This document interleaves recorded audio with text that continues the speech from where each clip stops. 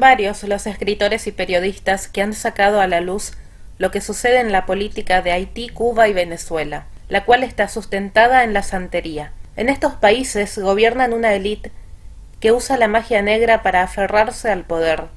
Y esto viene desde las épocas de los dictadores Fidel Castro en Cuba, Aristide en Haití y Hugo Chávez en Venezuela. Hoy vamos a analizar cómo los tres países se consagraron al demonio mediante la santería, la brujería y el ocultismo. Pero antes haremos un brevísimo resumen para entender mejor en qué consiste la santería. El ocultismo, la magia negra, el vudú, la santería, son todas prácticas de rituales oscuros que los esclavos africanos trajeron a América y que pertenecían a las religiones animistas mágicas que estos pueblos habían desarrollado con demonios. Los misioneros católicos en África dan cuenta de la tremenda actividad sobrenatural oscura en el continente. Los que llegaron de Togo y Benín trajeron el vudú, que se instaló con más fuerza en Haití. De la cultura yoruba de Nigeria llegó lo que luego se convirtió en la santería. Por su parte, el palo mayombe vino del Congo y fue practicado especialmente en Cuba y también en Venezuela. Estos cultos hacen uso de velas, ídolos y amuletos. Se comunican con espíritus de muertos, invocan a demonios a quienes llaman dioses, y tienen ritos de magia blanca y magia negra. Ya habíamos aclarado en otros videos que la magia blanca, negra o de cualquier color, todo es satanismo. En estos países la santería está oculta bajo una simulación de la práctica del cristianismo. Veamos cómo comenzó todo en Cuba. La principal entidad que era adorada por los esclavos negros en Cuba se llamaba Olodumare, pero en la época colonial, debido a las persecuciones de los esclavos con sus brujerías, ellos enmascaraban al dios Olodumare como si fuese el dios de la Biblia, Yahvé. Era una manera de ocultarlo. Y sus otras deidades menores, conocidas como orillas, fueron escondidas bajo los santos cristianos, lo que permitió a los africanos conservar su fe nativa, al tiempo que parecían haberse convertido al cristianismo. Estas religiones mágicas fueron diseñadas para traer buena suerte a sus devotos o para dañar a los enemigos. Las ceremonias a menudo incluyen la ofrenda ritual de animales. Después de la Revolución Cubana en 1959, la santería fue reconocida abiertamente, legalizada. Pero sin embargo, el poder político hizo uso de las artes mágicas. Se estima que hasta el 80% de la población cubana sigue algunas prácticas de santería. Ellos asisten a la misa católica e incluso bautizan a sus hijos, mientras practican de forma oculta en sus hogares la santería. En la casa de un santero puedes encontrar estatuas de santos católicos y símbolos de orillas. Los sacerdotes de la santería, conocidos como babalawos, actúan de intermediarios. Son los típicos brujos o curanderos. Ellos interpretan la voluntad de los dioses usando la adivinación con caracoles y otros métodos.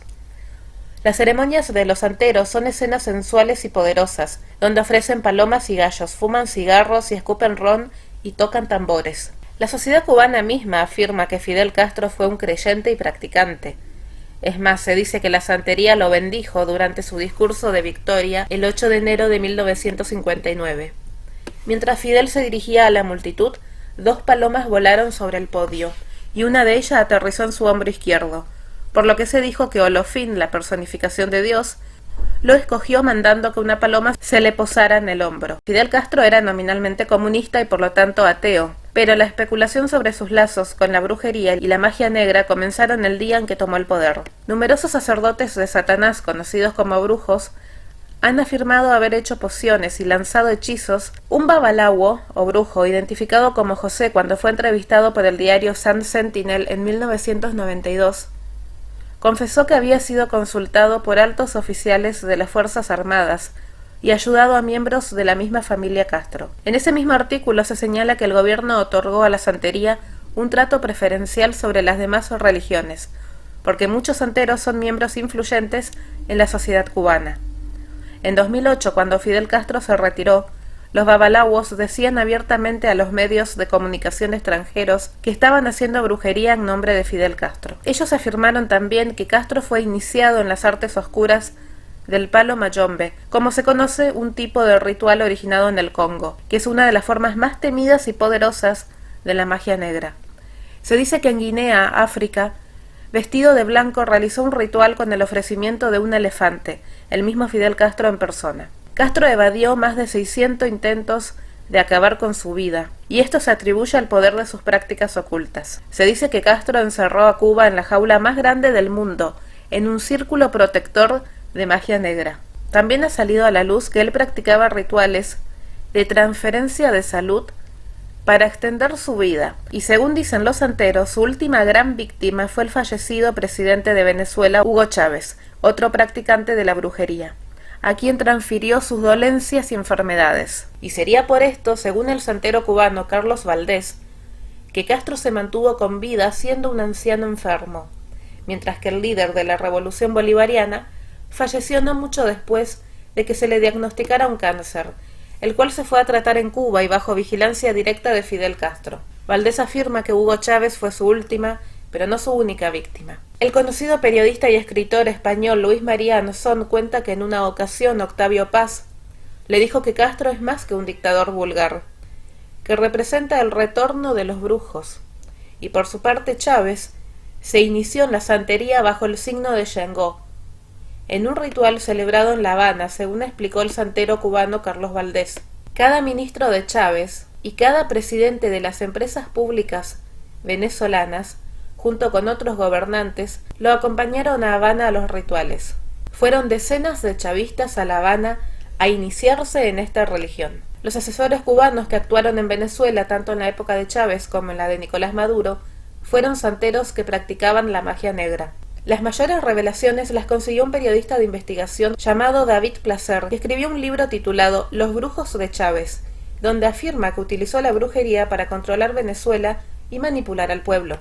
El periodista Placer dice que Chávez visitó a todos los brujos, oró con ellos, le leyeron el tabaco y le echaron sus ramalazos. Allá donde había un brujo, Chávez iba corriendo. Una vez le profetizaron que moriría a los 60 años. Algunos de sus hitos son contactos con el más allá. Los amuletos, haber utilizado la tabla de la Ouija, las apariciones del espíritu de su supuesto bisabuelo Maizanta, que fue un general venezolano también. Las charlas con el espíritu del libertador Simón Bolívar a través de sus huesos. Este libro también revela que Hugo Chávez desenterró los huesos del libertador Simón Bolívar para utilizarlos en sesiones de espiritismo y así mantuvo largas charlas con Bolívar. Bajo la influencia de Fidel Castro, impuso la santería como la religión oficial del chavismo, pero públicamente oculta. Nicolás Maduro, por su parte, no oculta su relación con la santería. Él dice que el espíritu de Chávez se le aparece en todas partes, en el metro, en el cuartel de la montaña, donde reposan los restos de Chávez. Un artículo de la agencia francesa de noticias AFP dio cuenta de que un gigantesco cementerio de Caracas tiene sus tumbas todas profanadas en búsqueda de huesos para los rituales. Los salones del Palacio de Miraflores están llenos de objetos extrañísimos para un palacio presidencial. Frutas en el suelo, la cabeza de un caimán, un ancla enorme que representa a Yemayá, divinidad de la fertilidad de la mitología yoruba, originalmente asociado con el mar. Y no solo eso, sino que los propios custodios de Miraflores han confesado a un escritor español que en esos salones se realizan actos espiritistas, que continuamente convocan al espíritu del libertador Simón Bolívar. Así como hay personas consagradas al demonio, también hay empresas, instituciones y países. Intentan que el maligno les dé alguna ventaja, pero sobrevaloran su poder y no piensan en las consecuencias. Haití, por ejemplo, es el único país del mundo que ha sido consagrado pública y abiertamente a las fuerzas oscuras a través del vudú. La infinidad de tragedias que sucedieron y aún siguen aconteciendo en Haití es tremenda. Haití es el país más pobre de América. El 80% de los niños no sabe quién es su padre. 7 de cada 10 habitantes vive con menos de $1 al día. La mitad de su población es analfabeta y las condiciones de salud en Haití son de las peores del mundo. Haití realizó un pacto con el diablo. Se consagró 2 veces por 400 años. Una serie de calamidades, desastres ecológicos, terremotos, violencia civil y militar, pobreza, analfabetismo, enfermedades, fueron consecuencias de este tratado satánico realizado por medio del vudú. A pesar de la cuantiosa ayuda internacional, Haití no ha podido superar estos problemas, mientras Santo Domingo, que es la nación con la cual comparte la isla La Española, no ha padecido ninguno de estos flagelos. Haití ha tenido alrededor de 30 dictadores, y quizás los peores fueron los regímenes de los Duvalier, que duraron casi 30 años. En 1791 Haití se consagró al demonio a través del vudú por 200 años más, con el objetivo de lograr la independencia de Francia. Una vez obtenida su libertad, Haití nuevamente se consagró al demonio por otros 200 años más en 2005. Cada consagración trajo a este país ciclones, tsunamis, terremotos, sin piedad. El terremoto de 2010, que causó más de 200.000 muertos y dejó en ruinas la capital, Puerto Príncipe, luego provocó una ola de epidemias, hambrunas y delitos que aún no han sido controlados del todo. En 2008 Haití sufrió el paso de 3 huracanes en el mismo año y otro en 2016, con inundaciones, hambrunas y muertes de miles.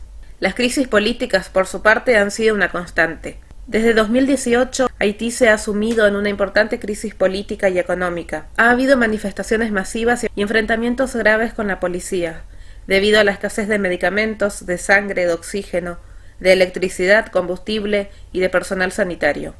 Y luego llegó el coronavirus. Una estadística popular de Haití define así la situación de la isla.